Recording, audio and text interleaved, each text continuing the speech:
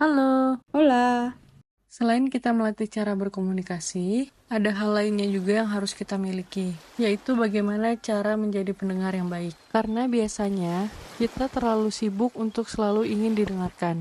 Mungkin terdengar sepele, terkadang kita terlalu yakin kalau kita bisa menjadi pendengar yang baik. Tapi tanpa kita sadari, jadi pendengar yang baik itu bukan hanya sekedar mendengarkan aja. Iya, aku juga setuju. Karena ketika kita berada di posisi yang sedang bercerita, terkadang kita berharap kita bisa didengarkan dengan baik. Karena nggak bisa dipungkiri kalau kita lagi bercerita, terus nggak didengarkan dengan baik, kita bisa ngerasa nggak dihargai. Dan akhirnya bikin kita mikir 2 kali untuk cerita ke orang yang sama. Atau bahkan kita milih untuk gak cerita lagi. Seringkali sebagai pendengar, kita terburu-buru untuk kasih solusi. Yang sebetulnya pada saat itu nggak dibutuhin. Karena ketika orang bercerita, nggak semuanya butuh solusi. Tapi butuh didengarkan dengan baik. Karena perlu disadari, nggak semua orang tuh mudah untuk bercerita. Iya, bener banget. Karena banyak proses dan pertimbangan yang harus mereka lalui sebelum mereka ceritain itu. Dan bahkan gak semua orang bisa dengerin cerita itu. Jadi ya jadi pendengar yang baik itu sama hal pentingnya dengan komunikasi yang baik. Nah, di sini kita bakalan sharing gimana sih caranya supaya bisa menjadi pendengar yang baik. Yang pertama, kita perlu pahami lawan bicara kita. Mereka bisa aja dari latar belakang yang berbeda, bisa dari budayanya atau tingkat sosialnya. Pahami juga situasi dan kondisi saat mereka bercerita. Yang kedua, kita harus fokus pada lawan bicara kita. Sebisa mungkin hindari distraksi, misalnya main handphone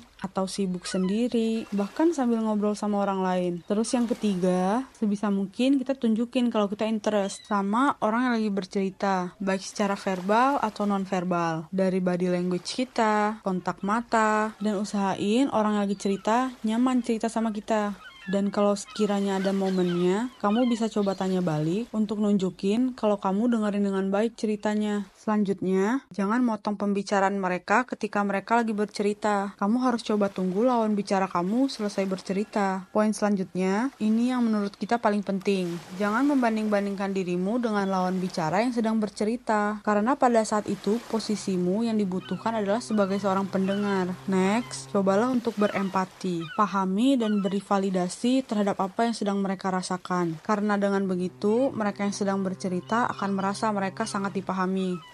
Setuju. Dan yang paling terpenting lagi, jangan pernah menghakimi mereka yang lagi bercerita. Karena mereka bukannya jadi lebih lega setelah cerita, malah mereka ngerasa cerita ke orang yang salah. Next, sebagai pendengar yang baik, kita harus bisa menempatkan posisi kita di tempat yang netral. Jangan sampai memihak, apalagi sampai mengadu domba. Kita harus lebih open-minded, karena balik lagi ke poin yang pertama tadi, kita harus pahami bahwa setiap orang punya background yang berbeda-beda. Yang terakhir, keep the story just for you. Iya, dan tentu saja menjadi pendengar yang baik itu juga butuh latihan ya. Kita bisa mulai dari hal yang kecil, yaitu dari percakapan sehari-hari. Bisa juga kita dengan evaluasi diri setelah selesai percakapan. Intinya, menjadi pendengar yang baik adalah tentang menghargai pembicara dan memberikan ruang bagi mereka untuk berbagi pikiran dan perasaan mereka. Dengan kita mengembangkan keterampilan mendengarkan yang baik, kita dapat membangun hubungan yang lebih kuat dan lebih bermakna dengan orang lain. Thank you guys for watching. Bye-bye. Bye-bye.